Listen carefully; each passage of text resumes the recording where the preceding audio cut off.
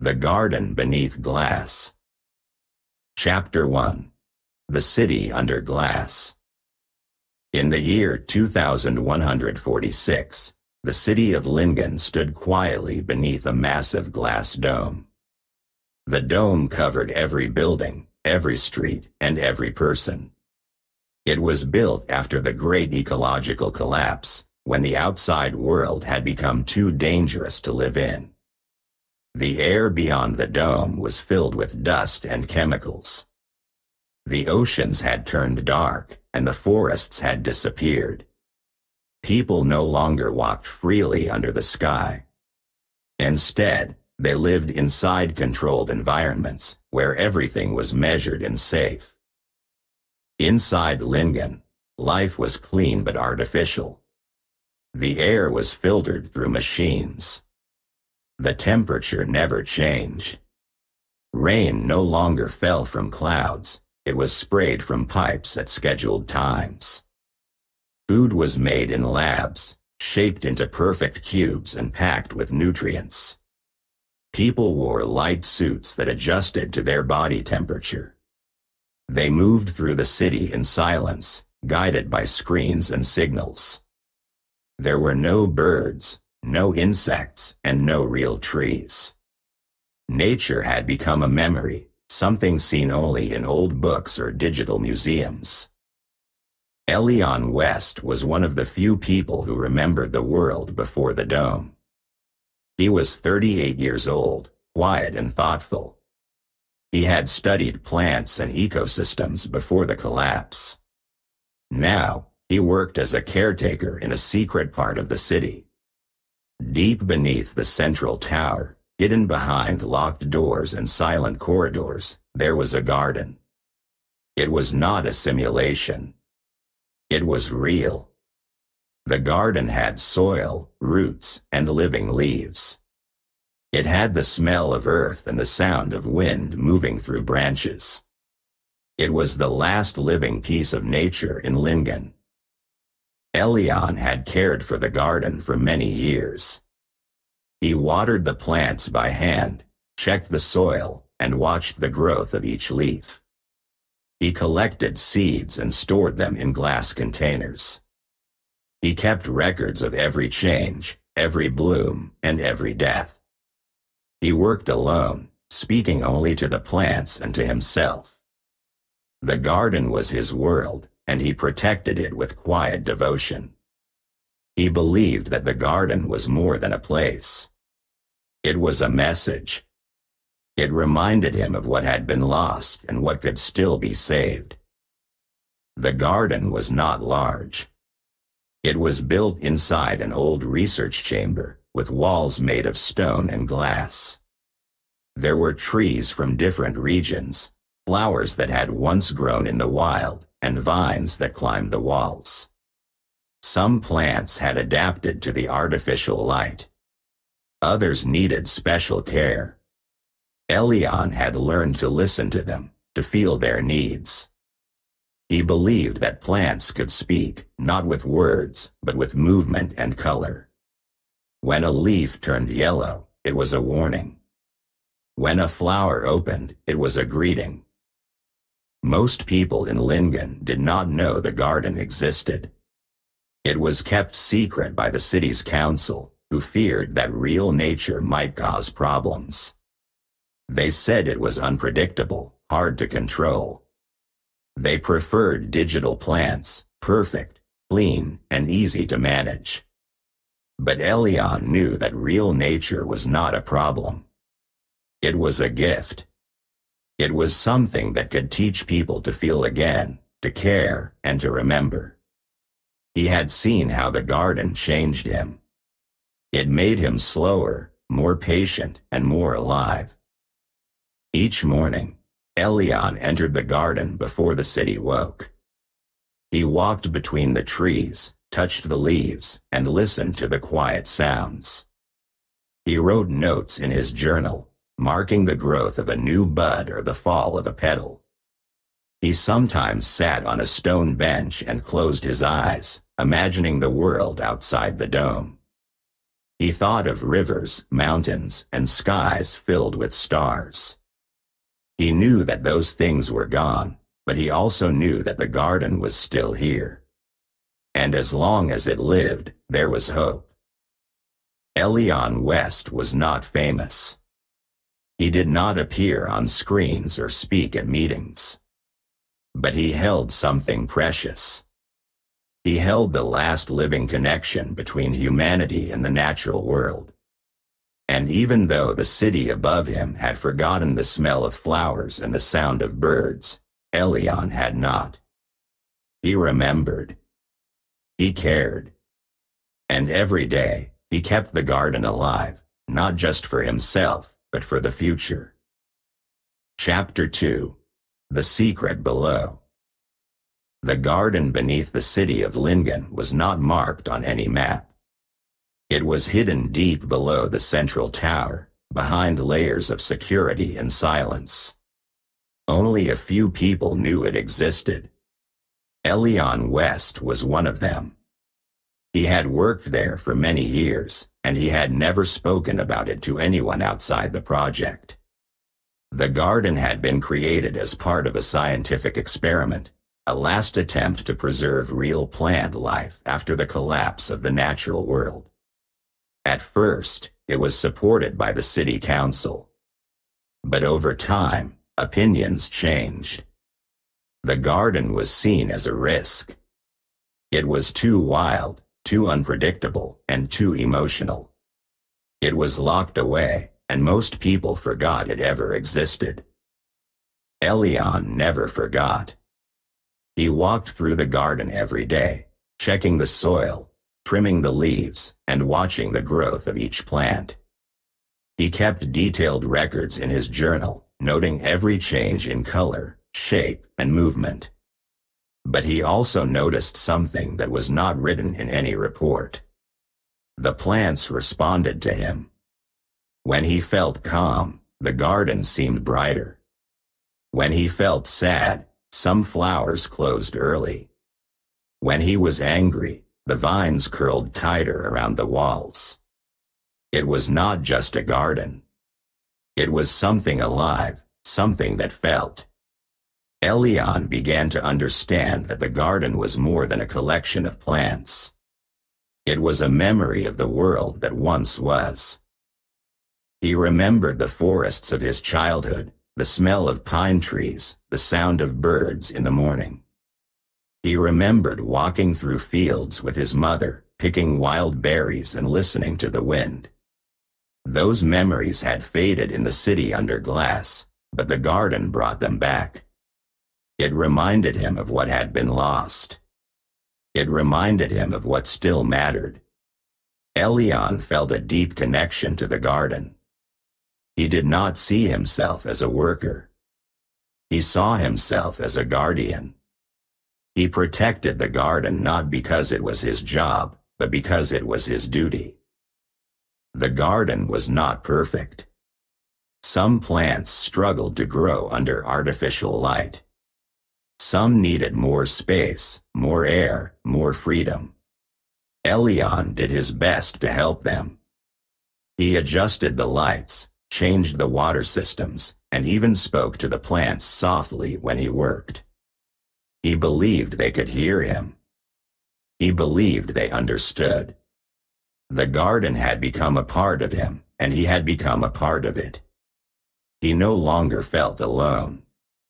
He felt surrounded by life, even if that life was fragile and hidden. The scientists who had helped build the garden were now gone.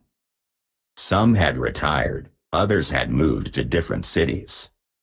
Only Elian remained.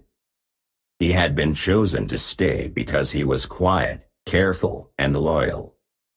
He never asked questions, and he never broke the rules.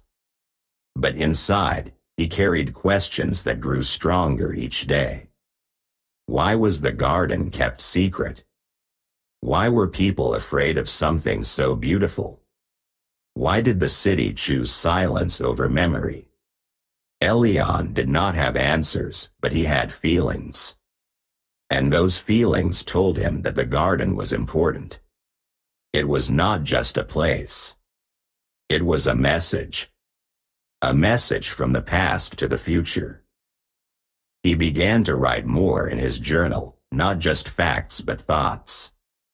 He wrote about the way the garden made him feel. He wrote about the way the plants seemed to speak without words. He wrote about the need to protect something real in a world full of machines and screens. He knew that one day, someone might read his notes. And he hoped they would understand. He hoped they would see the garden not as a danger, but as a gift. Elian West continued his work in silence. He walked the paths of the garden, touched the leaves, and listened to the quiet sounds of life. He knew the garden was alive. He knew it was watching him, growing with him, and remembering with him. And he knew that as long as he was there, the garden would survive. It would remain hidden, but not forgotten. It would remain secret, but not lost. Because beneath the glass, beneath the silence, there was still something living. Something true. Something worth saving. Chapter 3. The Uninvited Guest. The garden beneath the city had remained untouched by outsiders for many years. Elian West had worked alone, caring for the plants in silence. He had grown used to the quiet rhythm of the garden, the slow changes in color and scent, the way the light moved across the leaves. The space was sacred to him, not because it was forbidden, but because it was real. In a world of machines and screens, the garden was the only place that still breathed. But one day, that silence was broken. Mira was a young technician who worked in the ventilation department of Lingen. She was 24, curious, and often wandered through the maintenance tunnels during her breaks. She liked to explore places that others ignored. One afternoon, while checking a pressure valve near the central tower, she noticed a small door behind a panel. It was old and dusty, with no markings. She opened it, expecting another pipe or control box. Instead, she found a narrow staircase leading down. Mira followed it, step by step, until she reached a heavy door. It was slightly open. She pushed it gently and stepped inside. The moment she entered the garden, she froze. The air was warm and rich, filled with the scent of flowers and soil. Light filtered through glass panels above, casting soft shadows on the ground.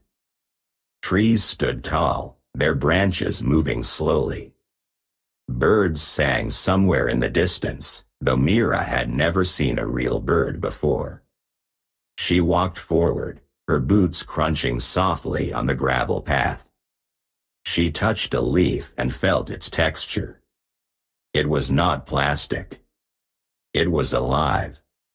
Mira had never seen anything like it. Elian was in the far corner, trimming a vine. He turned and saw her. For a moment, he felt panic. No one was supposed to be here. He had kept the garden secret for so long. He thought about sending her away, calling security, locking the door again. But then he looked at her face. She was not afraid. She was amazed. Her eyes were wide, and her hands trembled slightly. She reached out to touch a flower, then pulled back, unsure if she was allowed. Elian saw that she meant no harm. She was not a threat. She was simply someone who had never known what nature felt like. In the days that followed, Mira returned. She found the door again and came quietly, always careful not to leave a trace. Elian watched her at first, unsure what to do. But she began to help. She watered the plants, swept the paths, and asked questions. She wanted to learn everything: how the soil worked, how the light was adjusted, how the seeds were stored. Elian answered slowly, testing her interest. She listened with full attention. She took notes. She smiled when a flower opened and frowned when a leaf turned brown. She was learning, not just with her mind, but with her heart. Elian began to trust her. He showed her the seed vault, the journals, the old maps of the garden's design. Mira read everything. She said the garden felt like a dream, something she had never imagined could be real. She told Elian that the city above was cold and quiet, full of rules and numbers. But here, in the garden, she felt alive. Elian understood. He had felt the same when he first arrived.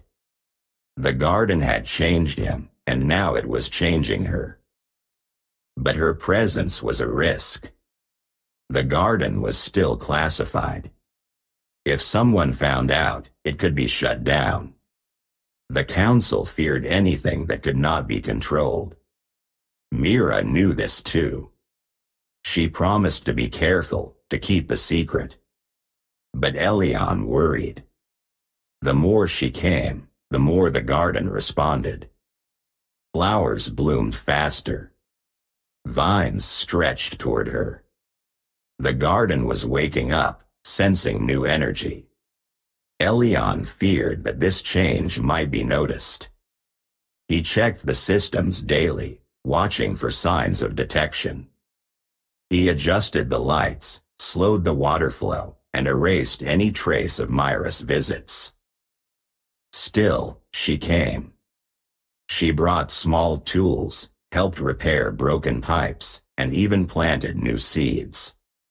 She said the garden gave her hope. Elian saw that she was sincere. She was not just a visitor. She was becoming part of the garden. And the garden accepted her. Elian knew that secrets could not last forever. But for now, he let her stay. He let her learn. Because in a world that had forgotten nature, Mira was remembering. And that, Elian believed, was worth the risk. Chapter 4. The Threat. The garden had always lived quietly beneath the city, hidden from the systems that monitored every movement, every breath, and every spark of energy. But one morning, a small change in the energy flow was detected by a security inspector named Halden. He was a precise man, trained to notice patterns and disruptions. He saw that something was drawing more power than usual from the lower levels of the complex. It was not a large spike, but it was steady and unusual. Halden began an investigation, following the data, checking old maps, and asking quiet questions. He did not know what he was looking for, but he knew something was there. Elian West felt the shift before he heard about it. The garden had grown more active in recent weeks. The plants were blooming faster, the air was warmer, and the light seemed brighter. Myra's presence had changed the rhythm of the space. Her energy, her curiosity, and her care had awakened something in the garden. Elian had seen it in the way the vines reached toward her and the way the flowers opened when she entered. But now, this change had drawn attention. Elian knew the systems above were watching. He knew the garden was no longer invisible. He began to prepare. He moved the most delicate plants to deeper corners. He collected seeds and placed them in hidden containers. He wrote down everything he knew: how to care for each species, how to balance the soil, how to adjust the light. He filled notebooks with drawings, instructions, and memories. He did not know if he would be able to protect the garden, but he knew he had to try. He worked late into the night, listening for footsteps, watching for signs of intrusion. The garden was his life, and he would not let it be taken without a fight. Mira saw the worry in Elian's face and asked what they could do. She suggested creating a digital copy of the garden, a full simulation with every plant, every sound, and every detail. She said it could be stored safely, shared with others, and used to teach people about nature. Elian listened, but he shook his head. He knew that no code could replace the feeling of real soil, the scent of a living flower, or the quiet breath of a tree. The garden was not just a collection of data. It was alive. It had memory, emotion, and presence. A copy could never carry its soul. The investigation moved closer. Halden found old records, forgotten doors, and strange readings. He requested access to the lower levels. Elian received a message from the council, asking for a report on unused space beneath the tower. He knew they were coming. He cleaned the garden, removed tools, and erased signs of Myra's visits. He told her to stay away for a few days, just until the danger passed. She agreed, but her eyes were full of fear. She had grown attached to the garden, and the thought of losing it was painful. Elian stood in the center of the garden and looked around. The trees were still. The flowers were quiet. The garden seemed to understand. It had survived in silence for so long, and now it faced a new test. Elian placed his hand on the trunk of the oldest tree and closed his eyes. He remembered the first time he had entered this space, the first time he had felt its warmth. He had promised to protect it, and now that promise was being tested. He did not know what Halden would find. He did not know what the council would decide. But he knew that the garden was worth saving. It was the last breath of a forgotten world, the last whisper of nature in a city of machines. Elian was ready to defend it, not with weapons, but with knowledge, care, and truth. Because some things could not be replaced. Some things had to be protected. And the garden beneath glass was one of them. Chapter 6. Recognition. The decision came slowly, after many long meetings and quiet arguments behind closed doors. The Council of Lingen had never faced a situation like this before. The garden was not part of their plans. It was not in the system. It was something old, something wild, something they could not fully control. Some members wanted to shut it down, to remove the risk and return to order. Others, especially those who had seen the garden with their own eyes, felt something different. They felt wonder. They felt memory. And in the end, that feeling won. The garden was officially recognized as cultural heritage. It was no longer a secret hidden beneath the city.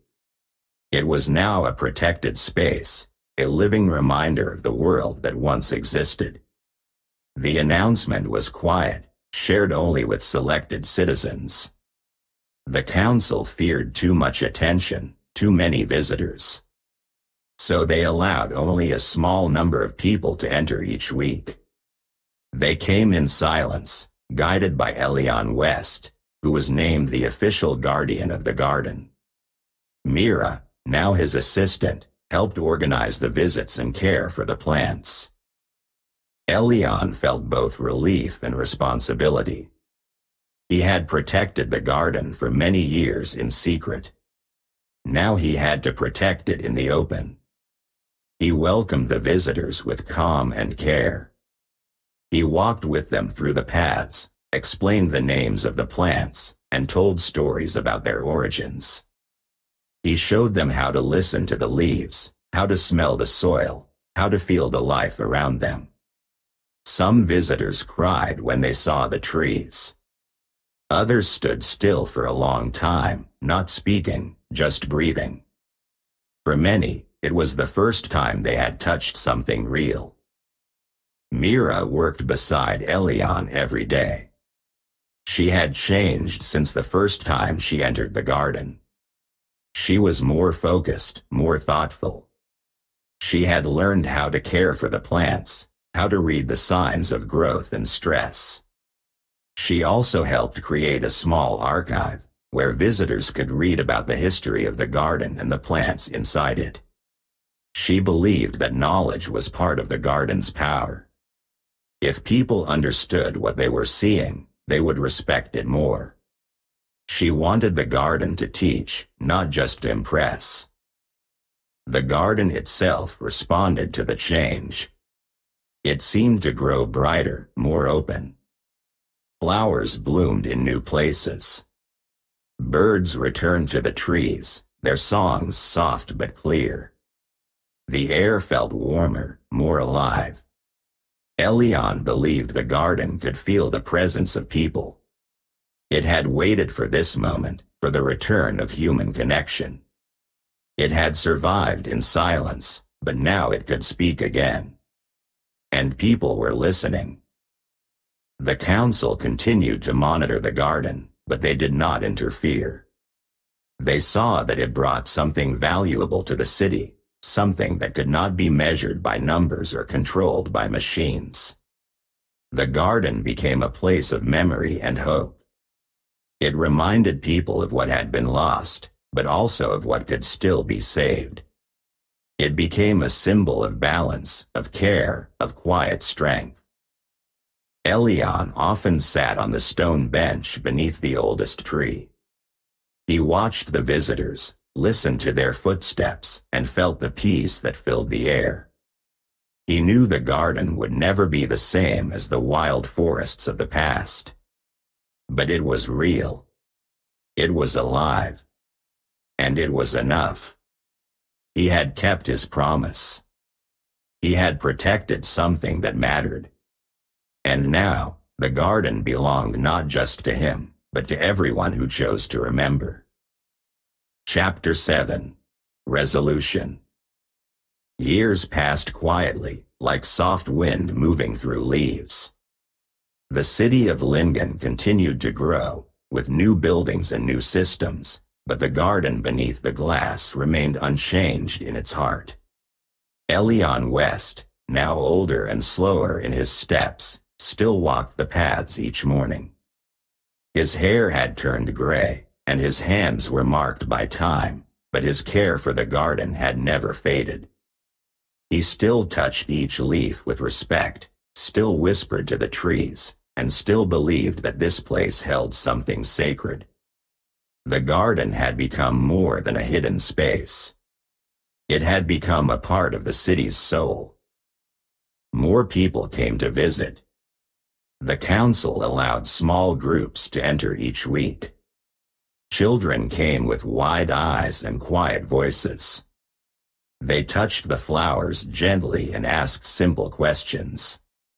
Elian answered with stories. He told them about the plants, about the world before the dome, and about the importance of care. He did not speak like a teacher. He spoke like a witness. Mira, now a skilled botanist, helped guide the visitors. She had grown into her role with grace and strength. She knew every corner of the garden and every change in its rhythm. She had become a protector, just like Elian. Other cities began to notice. Reports about the garden reached places far beyond Lingen. People in Oslo, Bergen, and even across the sea started to build their own green spaces. They used old seeds, new technology, and quiet hope. These gardens were small at first, but they grew. They became places of learning, of healing, and of memory. Elian received letters from other caretakers, asking for advice, sharing stories, and thanking him for showing what was possible. He read each letter slowly, smiling at the thought that the garden's message had traveled so far. The garden itself continued to change.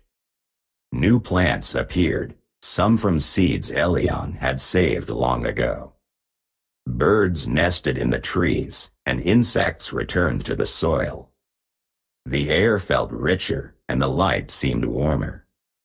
Elian believed the garden was responding to the world outside. It was no longer alone. It was part of something larger. It had survived in silence, and now it was singing again. He often sat beneath the oldest tree, watching the branches move gently above him. He felt peace there, and he knew he had done what he was meant to do. He spent more time teaching children. He showed them how to plant seeds, how to care for roots, and how to listen to the quiet language of nature. He told them that life was not just something to control. It was something to respect. He said that even in a world of machines and glass, real life could still grow. The children listened, and some of them returned again and again. They brought drawings, questions, and dreams. Elian saw hope in their eyes, and he knew the garden's future was safe. Elian never asked for recognition. He did not want awards or titles. He only wanted the garden to live. And it did. It lived in the soil, in the air, and in the hearts of those who visited. It reminded people of what had been lost, but also of what could be found again. It showed that nature was not just a resource. It was part of who we are. And even one garden, hidden beneath glass, could help humanity remember. Moral: nature is not just a resource. It is part of us. Even one garden can remind humanity who we are. And if we protect even a small piece of life, we have a chance to restore much more. Thank you for your attention. If you like the story, please like and subscribe. It motivates us to make new videos and helps us promote the channel. Thank you.